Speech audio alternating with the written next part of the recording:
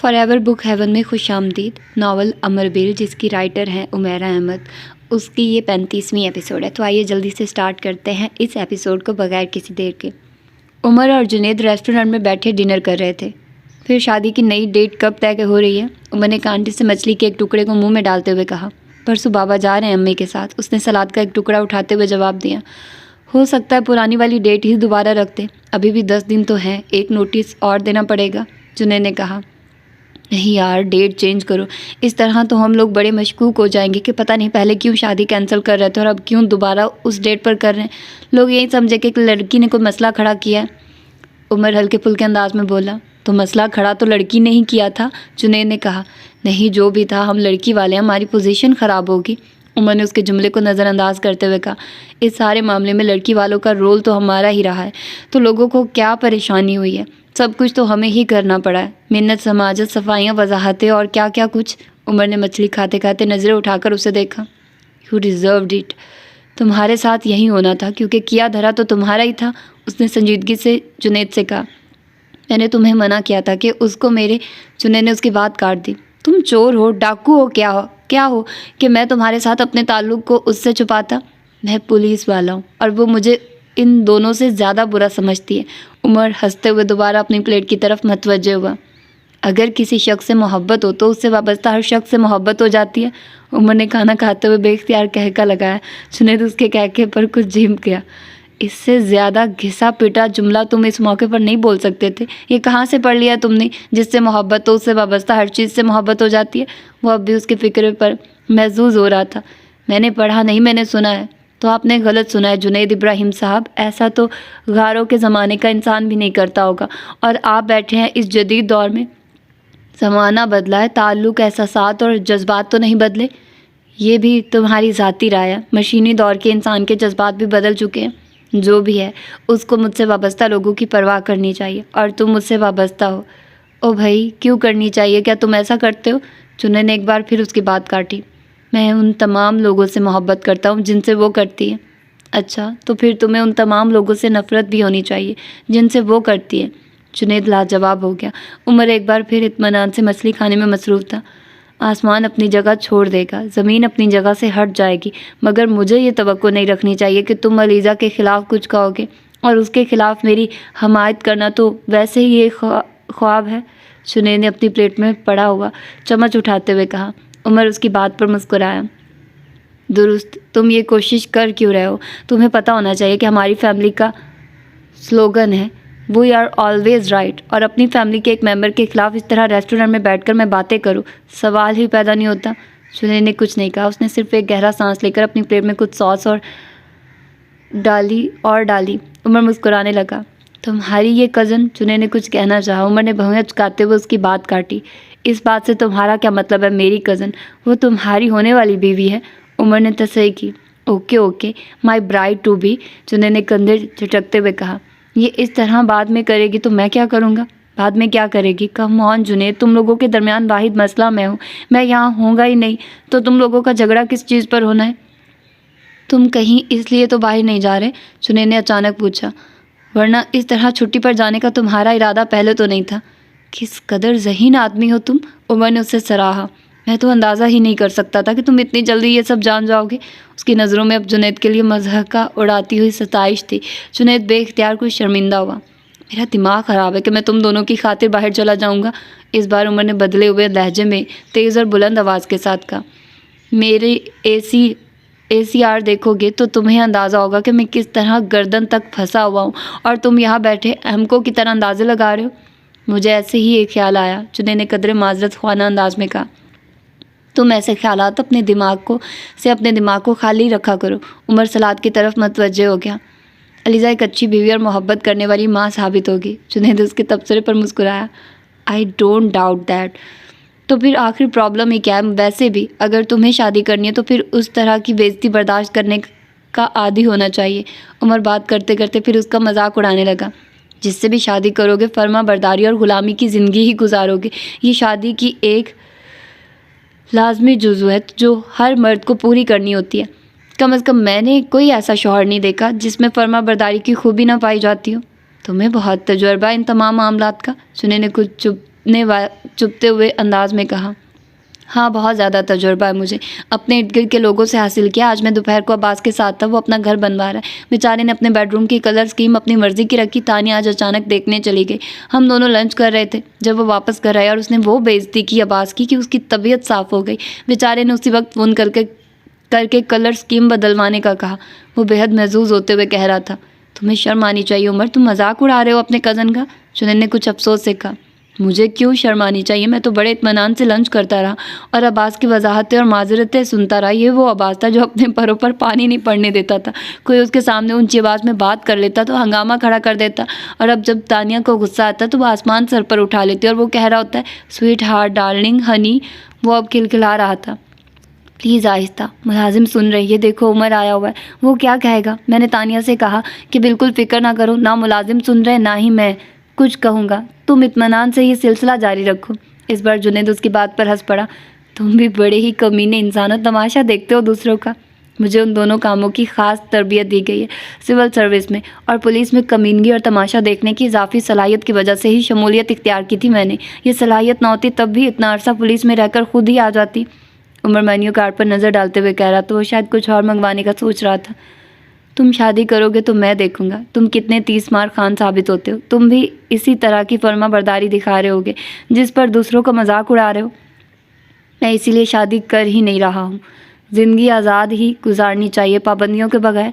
उसने वेटर को बुलाकर एक और डिश का ऑर्डर देते हुए कहा। और जॉडी, उसका भी यही ख्याल है? जुनैद इस बार कुछ संजीदा हो गया। जॉडी का जिक्र यहाँ कहाँ से आ गया? उमर ने हैरानी से कहा। क्यों, तुम मुझसे शादी नहीं करना चाहते? नहीं, तुम जानते हो गवर्नमेंट सर्विस में रहकर मैं किसी गैर मुल्की से तो शादी नहीं कर सकता। मगर तुम तो इसमें हमेशा से इंटरेस्टेड थे। वो तो अब भी हूँ, मगर शादी नहीं। शायद अगर कभी सर्विस छोड़ दी और शादी के बारे में सोचने लगा तो शायद जॉडी से ही कर लूँ। अब सर्विस छोड़ने का सोच रहे हो? जुनैद की संजीदगी में कुछ इजाफा हो गया।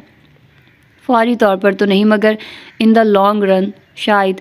अभी मैं MBA करूँगा, फिर अगर किसी इंटरनेशनल एजेंसी में जॉब मिल गई तो दोबारा पाकिस्तान नहीं आऊँगा। ना मिली तब मैं PhD करूँगा, फिर देखूँगा क्या ऑप्शंस होते हैं मेरे पास। हो सकता है तब तक पाकिस्तान में हालात कुछ बेहतर हो जाए और मैं दोबारा जॉब के लिए यहाँ आ जाऊँ, मगर अभी मेरे पास बहुत सारे शाहिद हैं।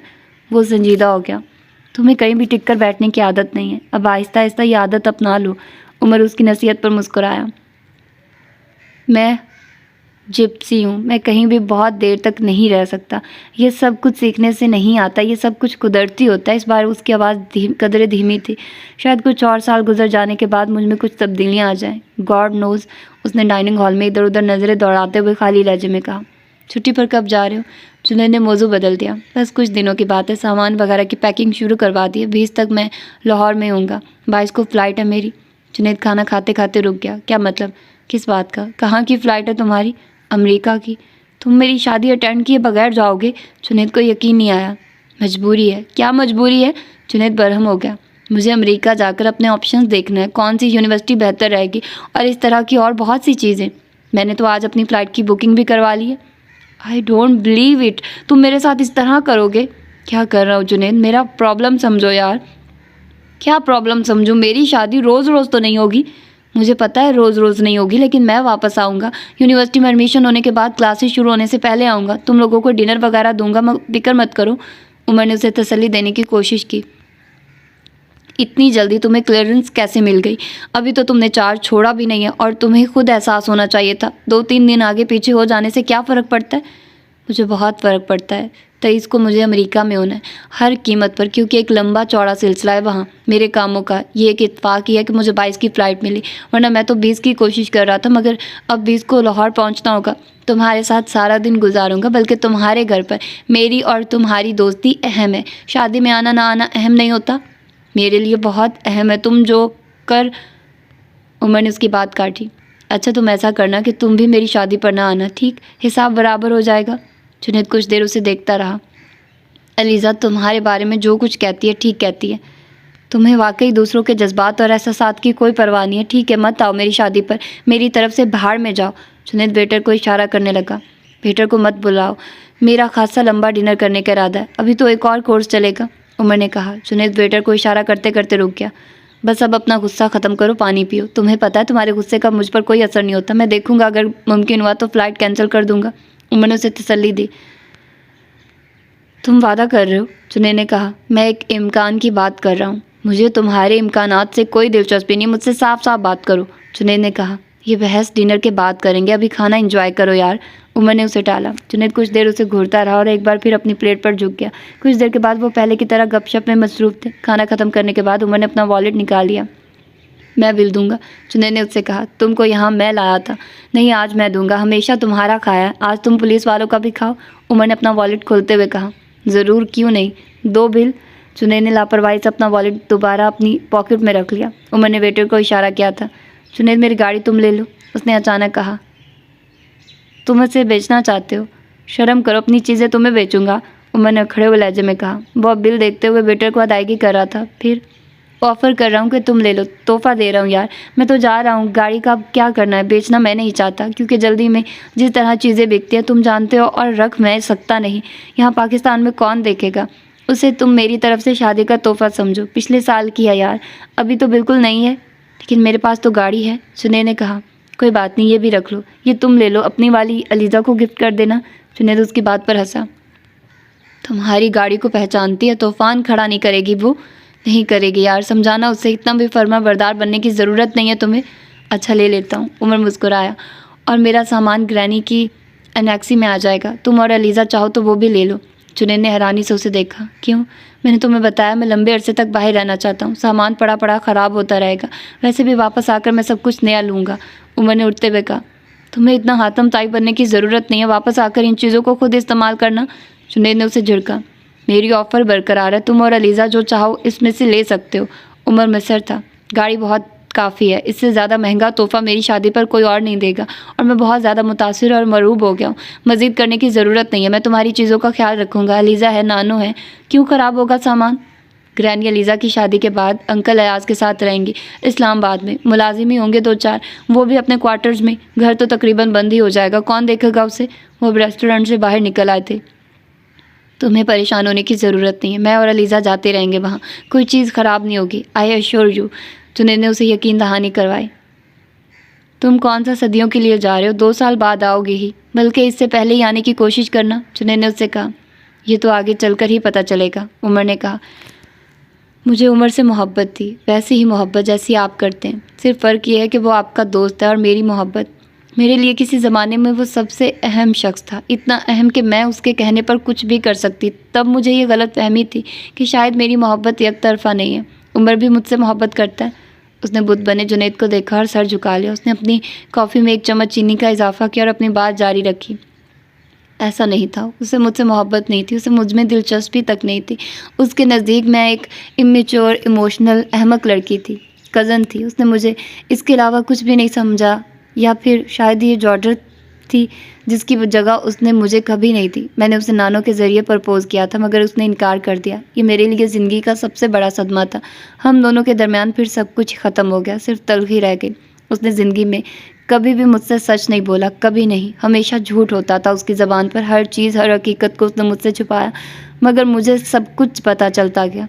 कुछ वक्त लगा, मगर मैं उसको बहुत अच्छी तरह जानती गई। इसलिए नापसंद करती हूँ मैं उमर को, इसलिए नहीं कि उसने मुझे मेरे प्रपोज़ल को ठुकरा दिया, शायद शुरू में यही वजह हो, मगर बाद में ये उसकी असलियत थी जिसने मुझे उससे बरगश्ता किया। वो मेरा प्रपोज़ल कबूल कर लेता तो भी मेरे लिए उमर के साथ ज़िंदगी गुजारना बहुत मुश्किल होता। मैं किसी मुनाफिक और दोगले आदमी के साथ नहीं रह सकती थी, और जो आदमी बेरहम, खुदगर्ज़ और जालिम भी हो, उसके साथ तो। आपको उमर के बारे में मैंने ये सब कुछ नहीं बताया क्योंकि मुझे आपके और उमर के ताल्लुक़ का पता नहीं था, वरना मैं ये सब कुछ आपको बहुत पहले बता देती। हम जिस क्लास से ताल्लुक़ रखते हैं वहाँ इस तरह की पसंदीदगी और ब्रेकअप्स बहुत आम है। कोई भी शादी करते हुए ये सारी चीज़ें उठाकर दूसरे पार्टनर के सामने नहीं रखता, ना ही ऐसी चीज़ों के बारे में उससे पूछता है। मेरे लिए भी ये बहुत आम बात है, लेकिन अब जब मुझे आपके और उमर के दरमियान ताल्लुक़ का पता चल चुका है, तो फिर आपको भी मेरे और उमर के बारे में सब कुछ पता होना चाहिए, सब कुछ। मैं उसे पसंद करती थी, मैंने उसे शादी करने की कोशिश की, मैं नाकाम रही, और मैं अब उससे मोहब्बत नहीं करती हूँ। मैं शायद अब उससे नफ़रत भी नहीं करती हूँ, मगर अभी तक दोबारा शादी की तारीख के बारे में कुछ तय नहीं हुआ। अब आप खुद ये तय कर लें कि आपको क्या करना है। वो कॉफ़ी का आखिरी सिप लेकर उठ खड़ी हुई। जुनैद हिला तक नहीं, किसी मुजस्मे की तरह वो गुंग दम बखुद वहाँ बैठा था। लीज़ा मज़ीद कुछ कहे बगैर रेस्टोरेंट से बाहर आ गई। जुनैद का ज़हन आंधियों की जद में आया हुआ था। उमर जहांगीर, उसने ये सब क्यों किया? इस तरह सिर्फ अलीज़ा नहीं थी जिसे तारीकी में रखा गया था, वो खुद भी उसी तरह अंधेरे में रखा गया था। जुनैद ने अपने एहसासात को शनाख्त करने की कोशिश की। क्या ये काबिल यकीन था कि वो उमर जहांगीर अलीज़ा के बारे में ये जानने के बावजूद कोई ख़ास कोशा नहीं रखता था कि वो उसे मोहब्बत करती थी? क्या वो वाकई जॉर्डन से मोहब्बत करता था? उसे क्या करना चाहिए था? क्या उमर से बात करनी चाहिए थी? क्या जॉर्डन से बात करनी चाहिए थी? वो इस तारीकी से निकलना चाहता था जिसमें उमर उसे रख रहा था। उसने एक बार फिर अपने एहसासात को टटोलने की, पहचानने की कोशिश की। गुस्सा, गुस्सा, गुस्सा। वो ज़िंदगी में कभी इतना मुश्तइल नहीं हुआ था। 10, 9, 10। उमर ने ड्रेसिंग टेबल के सामने खड़े होकर बालों में ब्रश किया। उसने कल रात को बाल कटवाए थे। पुलिस फोर्स में आने से पहले तक वो साल में कई बार हेयर स्टाइल तब्दील करने का शौकीन था। 10 साल पहले सिविल सर्विस में ज्वाइन करने के बाद अगरचे ये शौक़ कुछ कम हो गया, मगर ख़त्म नहीं हुआ। सिविल सर्विस में वो जिस हद तक हेयर कट के बारे में आज़ाद रवि का मुजाहरा कर सकता था उसने किया, मगर पुलिस सर्विस में आकर ये शौक़ यकदम ख़त्म हो गया। वो पिछले कई सालों से मामूली सी तब्दीलियों के साथ करियो कट को ही अपनाए हुए था। कल रात भी उसने बालों को इसी अंदाज में तिरछवाया था। 2-4 बार बालों में ब्रश करने के बाद उसने ब्रश ड्रेसिंग टेबल पर रख दिया और परफ्यूम उठाकर अपने ऊपर स्प्रे करने लगा। स्प्रे करते हुए अपनी गर्दन पर नजर आने वाले चंद सुर्ख निशानात ने उसकी तवज्जो अपनी तरफ मबजूल कर ली। परफ्यूम ड्रेसिंग टेबल पर रखते उसने गर्दन ऊपर करके अपने कॉलर को कुछ खोलते हुए निशानात को देखा। कल शाम को गोल्फ खेलते हुए उसे उस जगह पर अचानक जलन और खारिश हुई थी। यकीनन किसी कीड़े ने उसे काटा था। रात की निस्बत वो अब कुछ मासूम होने लगे थे। उसने कुछ मुतमईन होते हुए अपने कॉलर को एक बार फिर दुरुस्त किया, फिर पलटकर अपने बेड की तरफ गया और बेड साइड टेबल पर पड़ी हुई रेस्ट वॉच उठाकर अपनी कलाई पर बांधने लगा। रेस्ट वॉच बांधने के बाद उसने बेड साइड टेबल पर पड़ा हुआ अपना मोबाइल, सिगरेट केस और लाइटर उठाया। ड्रेसिंग टेबल के सामने आकर उसने उन चीज़ों को टेबल पर रखा और स्टैंड पर लटकी कैप उतारकर पहनने लगा। कैप पहनकर उसने एक आखिरी नज़र आईने में अपने ऊपर डाली। फिर मुतमईन होते हुए उसने एक बार फिर मोबाइल, सिगरेट केस और लाइटर को उठा लिया। फिर जैसे उसे कुछ याद आया वो वापस साइड टेबल की तरफ गया। इस बार उसने दराज खोलकर उसके अंदर मौजूद वॉलेट निकाला और उसे अपनी जेब में डाल लिया। इसके बाद उसकी नज़र उस किताब पर पड़ी जिसे वो रात को सोने से पहले पढ़ रहा था। किताब को उसने ओंधा करके खुली हालत में बेड साइड टेबल पर रखा हुआ था। उससे हैरत हुई, वो आमतौर पर किताबें कभी भी इस तरह नहीं रखता था। फिर उसे याद आया रात को वो ये किताब पढ़ रहा था जब जॉर्डन की कॉल आई थी। उसने फ़ोन पर उससे बात करते करते कुछ बेध्यानी के आलम में किताब को बुक मार्क रख कर बंद करने की बजाय उसी तरह साइड टेबल पर रख दिया। वो जॉर्डन से बात ख़त्म करने के बाद दोबारा उस किताब को पढ़ना चाह रहा था, मगर जॉर्डन से उसकी बात बहुत लंबी हो गई और उसने जिस वक्त फ़ोन बंद किया उस वक्त उमर को नींद आने लगी थी। वो किताब की तरफ मुतवज्जे हुए बगैर ही सो गया था। उसने किताब उठाया और साइड टेबल पर रखा हुआ बुक मार्क उठाकर उसके अंदर रखा, फिर उसे बंद कर दिया। किताब को वापस साइड टेबल पर रखने की बजाय वो किताबों के उस शेल्फ की तरफ बढ़ गया। उसने किताब को उस शेल्फ में रख दिया। अगले कुछ दिन उसे इतने काम करने थे कि उसे तवक्को नहीं थी कि वो उस किताब को पढ़ने के लिए अब वक्त निकाल सकेगा। कुछ दिनों तक अपने काम निपटाने के बाद उसे अपना सामान पैक करवाना था और फिर उसे लाहौर भिजवा देना था और इसके बाद उसे लाहौर से अमेरिका जाने की तैयारियों में मसरूफ़ हो जाना था। उस किताब को वो अब शायद अमेरिका जाकर ही पढ़ने की फुर्सत निकाल पाता, वो भी उस सूरत में अगर वो उसके जहन में रहती और वो उसे अमेरिका साथ ले जाता, वरना अगले कुछ सालों तक वो किताबें ग्रैनी के अनेक्सी में ही पड़ी रहनी थी। वो अमेरिका जाने से पहले अपने सामान को एक बार फिर वहीं रखवाना चाहता था। वो सोच रहा था उसने जॉर्डन को रात को अपनी अमेरिका वापसी के बारे में बता दिया था। वो बेख्तियार चलाई थी, तो बलाखिर तुम वापस आ रहे हो? हाँ बलाखिर। उमर उसके जोशो खरोश पर मुस्कुराया। कब तक रहोगे यहाँ? इस महीने के आखिर तक। कमरे के दरवाजे की तरफ बढ़ते हुए उसे रात को जॉर्डन से होने वाली अपनी गुफ्तगू याद आने लगी। 9:20 AM। उसे अपने कमरे से नमूदार होते देखकर मुलाजिम तेज़ी से उसके कमरे की तरफ चला आया। उमर के पास आकर उसने मुअद्दिब अंदाज में उसे सलाम किया। उमर ने गर्दन को हल्का सा खम देते हुए उसके सलाम का जवाब दिया और फिर सीधा डाइनिंग टेबल की तरफ बढ़ गया, जबकि मुलाजिम में कानकी अंदाज में उसके बेडरूम की तरफ चला गया। ये रोज़ाना का मामूल था। उमर को अपने कमरे से बाहर आता देखते मुलाजिम उसके बेडरूम में चला जाता और फिर वहाँ पड़ा हुआ उमर का ब्रीफ केस और स्टिक उठाकर उसकी गाड़ी में जाकर रखा था। उमर आमतौर पर 9 बजे तक घर से निकल जाता था, मगर आज वो कदरे लेट था। डाइनिंग टेबल के पास खड़े दूसरे मुलाजिम ने भी उसे देखकर सलाम किया और फिर उसके लिए कुर्सी खींचने लगा। नाश्ता पहले ही डाइनिंग टेबल पर मौजूद था। उमर ने अपने हाथ में पकड़ी चीज़ें टेबल पर रखी और फिर कुर्सी पर बैठने के बाद अपनी कैप भी उतारकर टेबल पर रख दी। मुलाजिम जान चुका था वो आज नाश्ता करने में कुछ वक्त लगाएगा। आमतौर पर वो जब भी कैप नहीं उतारता था वो ज़्यादा से ज़्यादा एक स्लाइस चाय के एक कप के साथ खाता और 5 मिनट के अंदर नाश्ते की टेबल से उठ जाता। और जब वो अपनी कैप उतार देता, उस दिन वो नाश्ते में किसी न किसी चीज़ की फरमाइश ज़रूर करता और अक्सर 15-20 मिनट लगा देता। सर, ऑफिस से फ़ोन आया। मुलाजिम ने उसके लिए चाय अंडेलते हुए उसे इत्तला देना ज़रूरी समझा। किस लिए? उमर ने भवें चकाते हुए कहा। आपके बारे में पूछ रहे थे। मैंने उन्हें बता दिया कि आप आज कुछ देर से आएंगे। मुलाजिम ने कहा। कोई इमरजेंसी तो नहीं थी? नहीं सर, वो ऐसे ही रूटीन में आपके बारे में पूछ रहे थे। उमर ने चाय का कप उठाते हुए सर हिलाया। आज ऑमलेट बनवाया, फ्राइड एग नहीं लूँगा। उमर ने टेबल पर एक नज़र डालते हुए कहा। जी सर। मुलाजिम मस्तदी से डाइनिंग रूम से निकल गया। उमर उस वक्त चाय का दूसरा कप पी रहा था जब मुलाजिम ऑमलेट की प्लेट लिए डाइनिंग रूम में दाखिल हुआ। शक्ल तो खासी अच्छी लग रही है गफूर। उमर ने प्लेट में मौजूद मशरूम वाले ऑमलेट पर एक नज़र डालते हुए मुस्कुराकर कहा। इंशाअल्लाह ताला आपको जायका भी अच्छा लगेगा सर, मुलाजिम ने उसके तबसरे के जवाब में कहा और स्लाइस वाली प्लेट उसकी तरफ बढ़ाई। नहीं, स्लाइस नहीं लूँगा, सिर्फ ऑमलेट ही खाऊंगा। उमर ने उसे रोक दिया। वो अब छुरी कांटे की मदद से ऑमलेट के टुकड़े करने में मसरूफ़ था। रात को केक कस्टर्ड अच्छा बना था, अगर है तो ले आओ, उसने मज़ीद हिदायत दी। जी सर। मुलाजिम एक बार फिर वहाँ से चला गया। जब वो प्याला लेकर वहाँ आया तो उमर ऑमलेट खाने में मसरूफ़ था। ये वाकई जायके में भी अच्छा है गफूर, तुम्हारे खाने दिन ब दिन अच्छे होते जा रहे हैं। उमर ने उसे देखकर कुछ बेतकल्फ़ी से कहा। गफूर का चेहरा अपनी तारीफ़ पर चमकने लगा था। उमर तारीफ़ में कभी कंजूसी नहीं करता था। उसने अब तक जितने ऑफिसर्स के लिए काम किया था उसमें उसे सबसे ज़्यादा उमर जहांगीर ही पसंद आया था। वो अगरचे दूसरे ऑफिसर की तरह ही रिजर्व रहता था, मगर वो तारीफ़ करते हुए कोई तकल्लुफ़ नहीं बरतता था। वो वैसे भी खासे खुले दिल और जेब का मालिक था। अक्सर औकात उसे और दूसरे मुलाजमीन को कुछ ना कुछ देता रहता था। मुलाजमीन की छोटी मोटी सिफारिशें भी मान लेता था। ये सब चीज़ें बहुत से दूसरे ऑफिसर्स में भी थी, मगर गफूर को वो इसलिए पसंद था क्योंकि वो गुस्से में भी उनकी तजलील करने का आदी नहीं था।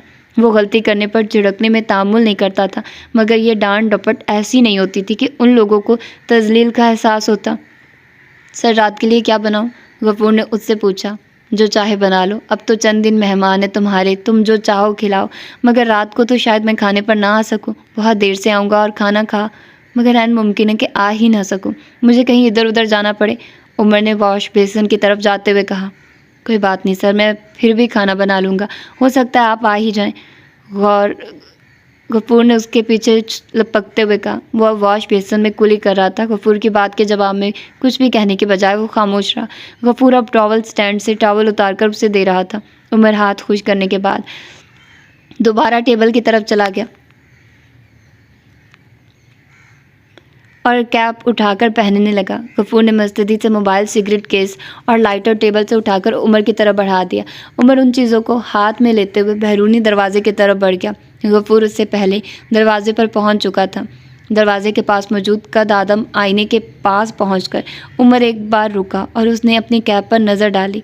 फिर मुतमईन होकर उसने दरवाजे से बाहर कदम रख दिया, जिसे गफूर अब खोल चुका था। खुदा हाफिज़ सर। उमर ने अपनी पुश्त पर रोज़ की तरह गफूर की आवाज़ सुनी। 9:30 AM। गाड़ी के पास खड़े गार्ड्स ने उमर को देखकर सल्यूट किया। ड्राइवर अब तक फ्रंट सीट का दरवाज़ा खोल चुका था। उमर ने अपने हाथ में पकड़ी चीज़ें डैशबोर्ड पर रखी और खुद अंदर बैठ गया। ड्राइवर ने उसके अंदर बैठने के बाद दरवाज़ा बंद कर दिया। दोनों गार्ड्स भी जीप की पिछली नशिस्त पर मौजूद बैठ गए। दूर गेट पर मौजूद गार्ड अब गेट खोल रहा था। वो उमर को बाहर निकलते और गाड़ी में बैठते देख चुका था। ड्राइवर अब अपनी सीट पर बैठकर गाड़ी स्टार्ट करने लगा। गेट पर मौजूद गार्ड्स बहुत मस्तदी के आलम में खड़े थे। उमर की गाड़ी पास से गुजरने पर उन्होंने उमर को सलूट किया। उमर ने ग्लव्स कंपार्टमेंट खोलकर अंदर मौजूद अपने सनग्लासेस निकाले और उन्हें आंखों पर चढ़ा लिया। गेट के बाहर मौजूद पुलिस की एक और मोबाइल ने उमर की गाड़ी के बाहर आने के बाद उसके पीछे भागना शुरू कर दिया। वो उमर की गाड़ी को एस्कॉर्ट कर रही थी। सड़क पर उस वक्त खासी ट्रैफिक थी। उमर ने अपनी घड़ी पर एक नज़र डाली। वो जानता था 10 मिनट के बाद के अंदर वो अपने ऑफिस में होगा। उसके घर से उसके ऑफिस का फासला सिर्फ 10 मिनट का था। वो तनकीदी नज़रों से सड़क पर चलने वाली ट्रैफिक को देखता रहा। अक्सर गाड़ियों के ड्राइवर उसके लिए रास्ता छोड़ रहे थे। उसे सड़क पर बजते हुए हॉर्न की आवाज़ से बेहद कोफत होती थी और उस वक्त सड़क पर बेतहाशा हॉर्न बज रहे थे। उसकी अपनी गाड़ी का ड्राइवर चाहते हुए भी हॉर्न नहीं बजा रहा था। उमर जहांगीर की मौजूदगी में कम अज़ कम वो ये जुर्रत नहीं कर सकता था। उसे आज भी अच्छी तरह याद था जब तकरीबन 2 साल पहले उमर ने वहाँ ज्वाइनिंग ली थी। उसके साथ पहले ही सफ़र में उसने हस्बे आदत सड़क पर आते ही हॉर्न दिया था। उमर ने उसे घूर कर देखा था। दोबारा हॉर्न मत देना। कम से कम जब तक मेरी गाड़ी ड्राइव कर रहे हो ये भूल जाना कि गाड़ी में हॉर्न नाम की कोई चीज़ है। या तो गाड़ी इतनी तेज़ और अच्छी चलाओ कि हर तरह की ट्रैफिक से निकल जाओ, या फिर इंतज़ार करो। पुलिस की गाड़ी देखकर लोग खुद ही कुछ देर में रास्ता साफ कर देंगे, और अगर ये दोनों चीज़ें नहीं होती तो इंतज़ार करो, कभी ना कभी तो रास्ता मिलेगा। मगर ये हॉर्न दोबारा इस्तेमाल नहीं होना चाहिए, वरना मैं तुम्हें और हॉर्न दोनों को गाड़ी से निकाल कर फेंक दूंगा। ड्राइवर ने इसके बाद वाकई कभी हॉर्न का इस्तेमाल नहीं किया था। पता नहीं क्यों उसे ये यकीन था कि उमर वाकई ऐसा ही करेगा और दूसरी बार उसे वार्निंग नहीं देगा। अपने ऑफिस के रास्ते में आने वाले वाहिद चौक पर खड़े ट्रैफिक कांस्टेबल ने उमर की गाड़ी पास से गुजरने पर उसे सैल्यूट किया। जब्बार, आज मेरी कार को सर्विस के लिए जाना? उमर ने अचानक ड्राइवर को मुखातिब किया। वो अपनी ज़ाती गाड़ी की बात कर रहा था। ठीक है सर, किस वक्त? ड्राइवर ने मस्तदी से कहा। मैं कचहरी में जब 1-2 घंटों के लिए जाऊंगा उस वक्त तुम गाड़ी ले जाना, मगर ज़्यादा से ज़्यादा 2 घंटों में तुम्हें वापस होना चाहिए। अगर गाड़ी का कोई लंबा चौड़ा काम निकल आया तो फिर तुम उसे वहीं छोड़ देना और ख़ुद आ जाना, क्योंकि आज मुझे खासी जगहों पर जाना है। उमर ने उसे मज़ीद हदायत दी। ठीक है सर, मैं 2 घंटों से पहले ही वापस आ जाऊँगा।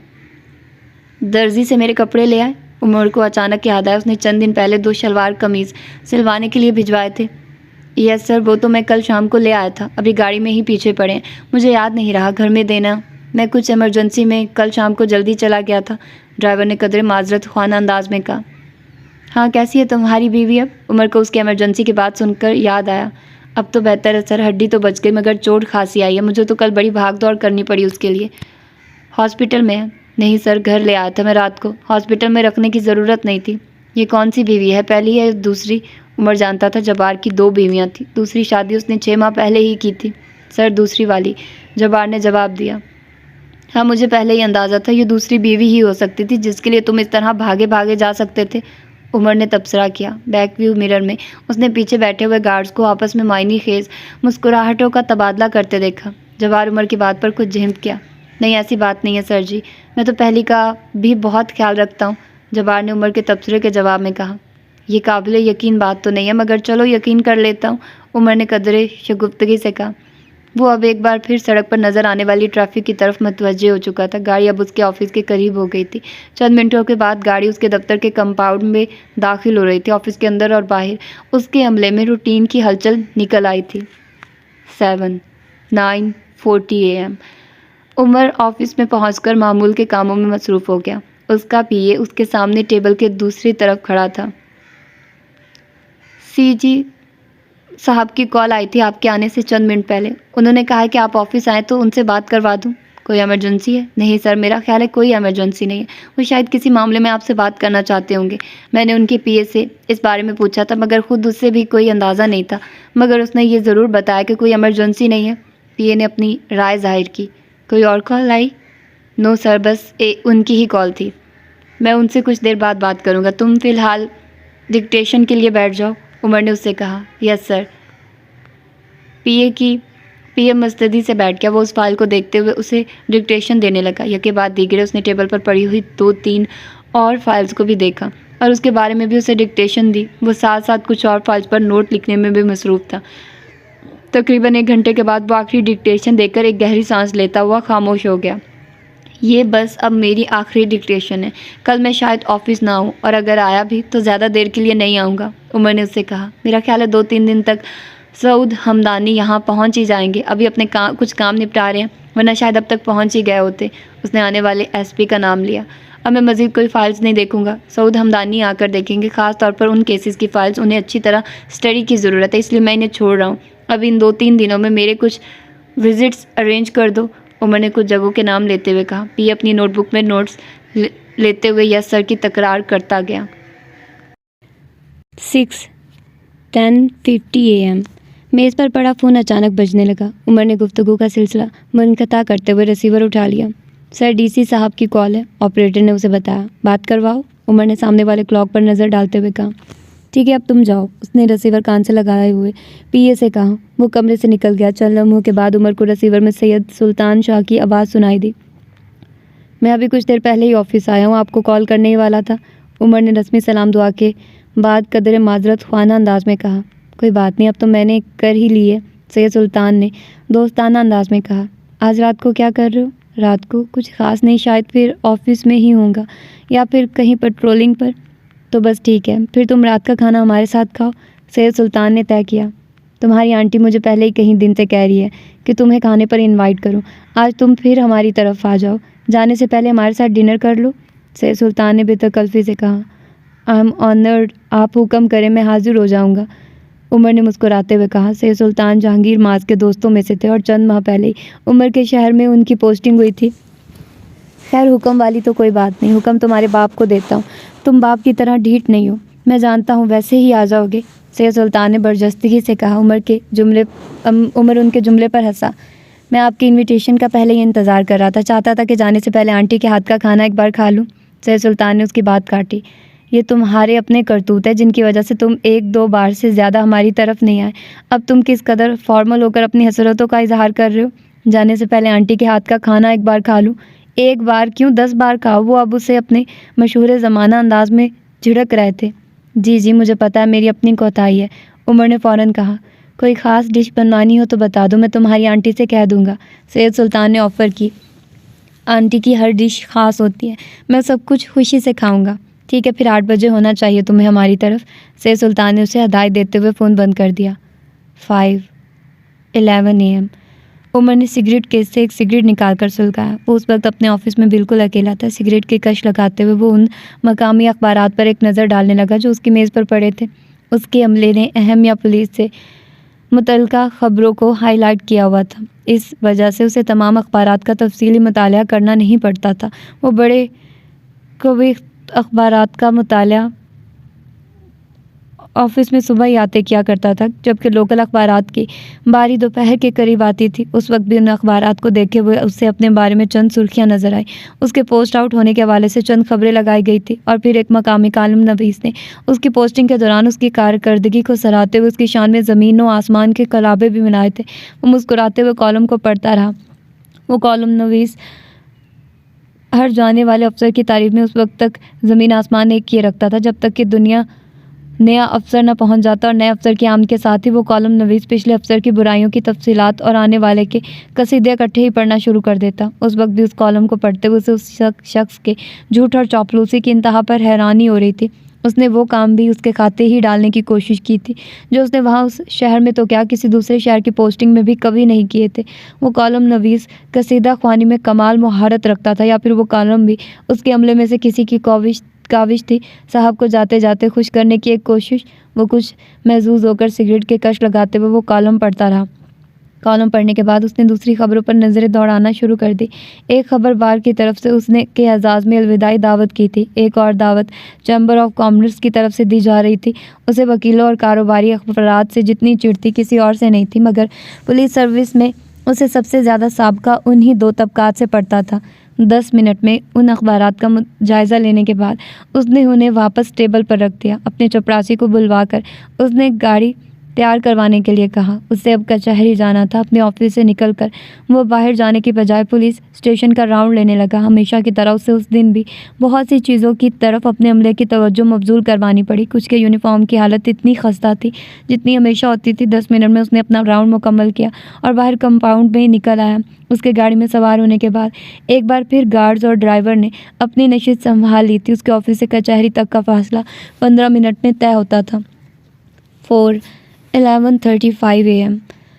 कचहरी में मौजूद अपने ऑफिस में पहुंचकर उसने वहां मौजूद कामों को निपटाना शुरू कर दिया। मुलाकातियों की एक लंबी लाइन थी जिसे वहां भुगताना था और हर एक का मसला एक से बढ़कर एक था। पुलिस सर्विस में आकर उसकी पंजाबी में जितनी रवानी आई थी वो पहले कभी नहीं आ सकती थी। फॉरेन सर्विस का जहाँ था, पुलिस सर्विस की दुनिया थी। मकामी ज़बान से वाकफियत बड़े से बड़े अफसर को भी बाज़ दफ़ा बुरी तरह डुबोया करती थी। उमर ने पुलिस सर्विस में आने के बाद बहुत जल्दी उस ज़बान का इस तरह का इस्तेमाल सीख लिया था जिस तरह के इस्तेमाल की ज़रूरत थी। बाकी की फसाहत और बलागत उसके मतहत अमले ने उसे सिखा दी थी। वहाँ उससे मिलने वालों में ज़्यादा तादाद देहातियों या आम शहरियों की थी। वो वहाँ बैठने के औकात में हमेशा बड़ी तेज़ी और मस्तदी से मुलाकातियों को भुगताया करता था। इसके बावजूद जब वो वहाँ से उठता, ऑफिस के बाहर कॉरिडोर में मौजूद मुलाकातियों की तादाद उतनी ही होती। आज भी वो उसी फुर्ती और मस्तदी से दरख्वास्तों पर अहकामात जारी कर रहा था। 12:40 PM। उसके मोबाइल की बिप बज रही थी। सामने बैठे हुए मुलाकाती से बात करते करते उसने मेज़ पर पड़ा हुआ मोबाइल हाथ में लेकर कॉलर का नंबर देखा। वो जुनैद था। उसने कॉल रिसीव की। हेलो जुनैद, कैसे हो? उसने जुनैद को मुखातिब करते हुए कहा। फ़ाइन। दूसरी तरफ से जुनैद ने मुख्तसर जवाब दिया। उमर को हैरत हो रही थी। जुनैद आमतौर पर दिन के औकात में उसे ऑफिस में फ़ोन नहीं करता था, और वो भी काम के दौरान। वो रात को उसे फ़ोन किया करता था या फिर शाम को। इस वक्त कैसे कॉल कर लिया तुमने? उमर पूछे बगैर नहीं रह सका। तुम लाहौर कब आ रहे हो? जुनैद ने उसके सवाल का जवाब दिए बगैर कहा। बस 2-3 दिन में। क्यों, कोई प्रॉब्लम तो नहीं है? उमर को अचानक तशवीश हुई। नहीं, कोई प्रॉब्लम नहीं, मैं तुमसे कुछ बात करना चाहता हूँ। दूसरी तरफ से उसने कहा। फिर तुम रात को मुझे कॉल कर लो या फिर मैं तुम्हें कॉल कर लेता हूँ। नहीं, मैं फ़ोन पर बात नहीं करना चाहता। इस बार जुनैद के अंदाज ने उसे कुछ चौंकाया। फिर आमने सामने बात करना चाहता हूँ। खैर तो है? हाँ, खैर ही है। किस चीज़ के बारे में बात करना चाहते हो? बहुत सारी चीज़ें। ये जब तुम लाहौर पहुँचोगे तभी बताऊँगा। इतना पुरस्कार बनने की क्या ज़रूरत है? साफ साफ बात करो यार। तुम लाहौर पहुँच जाओ, फिर काफ़ी साफ साफ बातें होंगी। उमर एक लहजा के लिए खामोश रहा। अलीज़ा ठीक है? उसने पता नहीं क्या जानने की कोशिश की। हाँ, बिल्कुल ठीक है। शादी की तैयारियां कैसी चल रही हैं? वो भी ठीक चल रही हैं। उमर को कुछ इत्मीनान हुआ। कम से कम इस बार अलीज़ा और उसके दरमियान कोई गड़बड़ नहीं थी। हो सकता था कोई और मामला हो। मैं 2-3 दिन तक फारिग होकर लाहौर आ जाऊँगा, फिर इत्मीनान से तुमसे बातचीत होगी। उमर ने उससे कहा। मैं सिर्फ तुम्हारी वापसी के बारे में ही जानना चाहता था। अच्छा, फिर मैं करूँगा तुम्हें रात को कॉल। कुछ गपशप रहेगी, अभी ऑफिस में हूँ। उमर ने खुदा हाफिज़ कहते हुए फ़ोन बंद कर दिया। 1:20 PM। मैं चाय पीने आया हूँ आपके साथ। सामने कुर्सी पर बैठे हुए सेशन जज रिजवान कुरैशी ने उमर से कहा। वो अभी कुछ देर पहले ही उसके कमरे में आया था। उसका ऑफिस उमर के ऑफिस से कुछ फासले पर था, और वो वक्तन फ़वक्तन उमर के दफ्तर में आता जाता रहता। दोनों चाय अक्सर साथ ही पीते। उमर ने उसकी बात के जवाब में कुछ कहने के बजाय घंटी बजाकर उर्दली को बुलवाया और चाय लाने के लिए कहा। चलें, आज आखिरी बार आपको चाय पिलवा देते हैं, इसके बाद तो फिर मौका नहीं आएगा। उमर ने उर्दली के जाने के बाद रिजवान कुरैशी से कहा। क्यों, अभी तो आप चंद दिन और हैं यहाँ? हाँ, मगर यहाँ कचहरी में आज मेरा आखिरी दिन है। परसों सऊद हमदानी चार्ज ले रहे हैं। कल मैं यहाँ नहीं आऊँगा, कुछ कर्सिटी कॉल्स में मसरूफ़ रहूँगा। उमर ने तफसील बताई। बहुत अच्छा वक्त गुजरा उमर जहांगीर साहब आपके साथ। अच्छी गपशप हो जाती थी। हाँ, मगर 10-15 मिनट की। उमर ने मुस्कुरा कर कहा। चले 10-15 मिनट ही सही, मगर अच्छा टाइम गुजरता था। रिजवान कुरैशी भी मुस्कुराया। इसमें कोई शक नहीं। उमर ने सर हिलाते हुए टेबल पर पड़ी हुई चीज़ों को समेटना शुरू किया। लाहौर जाने से पहले मेरी तरफ एक चक्कर लगाइए। खाना खाते हैं इकट्ठे? रिजवान कुरैशी ने ऑफ़र की। ज़रूर, क्यों नहीं, मगर खाना खाना ज़रा मुश्किल है। इन 2-3 दिन के लिए खासी कमिटमेंट्स हो चुकी हैं मेरी, मगर जो कुछ ऑफिशियल फेयरवेल और डिनर्स हो रहे हैं उसमें तो आप भी इनवाइटेड होंगे। इकट्ठा खाने का मौका तो वहाँ भी मिल जाएगा। उमर जहांगीर ने कहा। ऑफिशियल डिनर में और घर पर होने वाली दावत में बड़ा फ़र्क होता है। फिर कभी सही रिजवान साहब, बाद में मुलाकात तो रहेगी आपसे। उमर ने कहा। कहाँ मेल मुलाकात रहेगी, आप तो फौरी छुट्टी पर बैरून मुल्क जा रहे हैं। रिजवान कुरैशी ने याद दहानी करवाई। हाँ, मगर पाकिस्तान आता जाता रहूँगा, और फिर दोबारा ज्वाइन तो करना है। तब क्या पता हम कहाँ हो, आप कहाँ हो। जहाँ भी होगा मैं आपसे रब्ता रखूँगा, उमर ने कहा। अगले 15 मिनट उसने रिजवान कुरैशी के साथ चाय और सिगरेट पीते हुए गुजारे। फिर रिजवान कुरैशी बड़ी गर्मजोशी के साथ उससे मिलकर ऑफिस से निकल गया। उसके जाने के बाद उमर ने अगले 15 मिनट वहाँ मौजूद अमले के साथ अलविदाई बातचीत की। अपने ऑफिस में मौजूद अपनी चीज़ों को वो पहले ही अपनी गाड़ी में भिजवा चुका था। 1:50 PM। कचहरी में मौजूद अपने ऑफिस से निकलकर वो दोबारा अपनी गाड़ी में आ बैठा। जब बार गाड़ी चलाते हुए दोबारा उसे मेन रोड पर ले आया। उमर ने एक बार फिर सनग्लासेस लगा लिए थे। कार सर्विस करवा ली है मेरी? उमर ने जब्बार से पूछा। जी सर, मैं करवा कर घर छोड़ कर आया हूँ। किसी ख़राबी वगैरह के बारे में कहा तो नहीं मैकेनिक ने? नहीं सर, गाड़ी बिल्कुल ठीक है, उसने चेक की थी अच्छी तरह। सर हिलाते हुए बाहर देखने लगा। फिर अचानक एक ख्याल आने पर उसने कहा। रास्ते में से सिगरेट का पैकेट लेना है? जी सर, ड्राइवर ने कहा। चंद मिनटों के बाद उसने रास्ते में नज़र आने वाली एक मार्केट के सामने पार्किंग में गाड़ी रोक दी और कुछ कहे बगैर गाड़ी से उतर गया। वो उमर के लिए अक्सर उसी मार्केट की एक शॉप से सिगरेट खरीदा करता था। वो 3 मिनट में सिगरेट खरीद कर वापस आ गया। उमर ने सिगरेट का पैकेट उससे लेते हुए सिगरेट को केस में रखने के बजाय पैकेट में से एक सिगरेट निकाला और पैकेट को डैशबोर्ड पर रख दिया। ड्राइवर तब तक गाड़ी स्टार्ट करके उसे रिवर्स करते हुए पार्किंग से निकाल रहा था। पुलिस मोबाइल बाहर सड़क पर ही खड़ी थी। ड्राइवर गाड़ी एक बार फिर मेन रोड पर ले आया। उमर ने लाइटर से एक हाथ में ओट बनाते हुए होंठों में दबा हुआ सिगरेट सुलगाया और फिर लाइटर को दोबारा डैशबोर्ड पर रख दिया। खिड़की के शीशे को उसने कुछ और नीचे कर दिया ताकि धुआं आसानी से बाहर जाता रहे। वो अब अपने बाकी दिन की मसरूफियात के बारे में सोच रहा था। गाड़ी तेज़ी से सड़क पर रवां-दवां थी। दाएं तरफ से एक मोटरसाइकिल ने उमर की गाड़ी को ओवरटेक किया। मोटरसाइकिल पर मौजूद 2 आदमियों में से पीछे बैठे हुए शख्स ने अपने जिस्म के गिर्द चादर लपेटी हुई थी। उमर की गाड़ी में मौजूद गार्ड्स हाथ में पकड़े हथियार लेकर यकदम चौकन्ना होते हुए ओवरटेक करते हुए उस मोटरसाइकिल को देखने लगे। सिगरेट पीते हुए उमर ने भी विंड स्क्रीन से आगे निकलती उस मोटरसाइकिल को चढ़ती नज़रों से देखा। मोटरसाइकिल पर बैठे हुए दाढ़ी वाले नौजवान लड़कों में से किसी ने उमर की गाड़ी की तरफ नहीं देखा। तेज़ी से मोटरसाइकिल चलाते हुए वो दोनों आपस में बातों में मसरूफ़ थे और इसी तेज़ रफ्तारी के साथ मोटरसाइकिल चलाते हुए वो उमर की गाड़ी से बहुत आगे निकलते हुए आने वाली एक दूसरी सड़क पर मुड़ गए। पीछे बैठे हुए गार्ड्स एकदम मुतमईन हो गए। उमर ने सिगरेट की राख को झटका और सिगरेट का एक और कश लगाया। गाड़ी की स्पीड अब आहिस्ता हो रही थी। उन्हें भी उसी सड़क पर मुड़ना था जिस सड़क पर वो मोटरसाइकिल गई थी। उस सड़क पर मुड़ते ही वो मोटरसाइकिल रुक गई। पीछे बैठे हुए लड़के ने बड़ी फुर्ती के साथ अपनी चादर के अंदर से एक स्टेन गन निकाली और उसके ट्रिगर पर हाथ रखते हुए वो बिल्कुल खामोशी से मोटरसाइकिल पर यूं बैठ गया जैसा उसे किसी का इंतज़ार हो। सड़क पर ट्रैफिक न होने के बराबर थी। चंद राहगीरों और इक्का दुक्का मोटरसाइकिल और गाड़ी वालों ने उन्हें देखा मगर सिर्फ तजस्सुस भरी नज़रों से देखकर गुजर गए। स्टेन गन पकड़े हुए लड़के के हाथ में बंधी हुई घड़ी ने अचानक सिग्नल देना शुरू कर दिया। आ गया, उसके मुंह से निकला। किसी ने यकीनन मोड़ पर पहुंचने वाली उमर की गाड़ी के बारे में उन्हें इत्तला दी थी। मोटरसाइकिल चलाने वाला मोटरसाइकिल के हैंडल्स पर हाथ रख के वो मुस्तैद हो गया। स्टेन गन ऊपर हो गई। उमर की गाड़ी का बुनेट नजर आया। गाड़ी मुड़ रही थी। उस नौजवान ने होंठ भींचते हुए ट्रिगर दबा दिया। पहला ब्रस्ट टारगेट पर पड़ा था। गाड़ी को एकदम ब्रेक लग गया और इससे पहले कि गाड़ी का ड्राइवर या गार्ड सूरत हाल को समझ कर कुछ कर सकते, दूसरे ब्रस्ट ने विंड स्क्रीन को छलनी कर दिया। पुलिस की पीछे आने वाली मोबाइल ने अचानक सायरन बजाना शुरू कर दिया था। मोटरसाइकिल एक फराटे के साथ उस सड़क पर भागने लगी। वो नौजवान स्टेन गन अपनी गाड़ी के चादर के अंदर कर चुका था। जब तक मोबाइल मोड़ मुड़कर उमर की गाड़ी क्रॉस करते हुए आगे आई, उस सड़क पर से मोटरसाइकिल गायब हो चुकी थी। ओह माय गॉड, मैं इस सीन से जितना ज़्यादा भागती थी, ये सेकंड लास्ट पार्ट है। मैं इसको लास्ट भी कर सकती थी लेकिन ऑलरेडी मैं काफ़ी पढ़ चुकी हूँ, तो इसका लास्ट आप लोगों को कल मिलेगा। मैं कुछ नहीं बोल रही, आई एम स्पीचलेस। तो अपना ढेर सारा ख्याल रखिएगा। मिलते हैं कल। अल्लाह हाफिज़। आज ये सेकंड लास्ट है, कल से लास्ट होगा इंशाल्लाह। कल लास्ट होगा।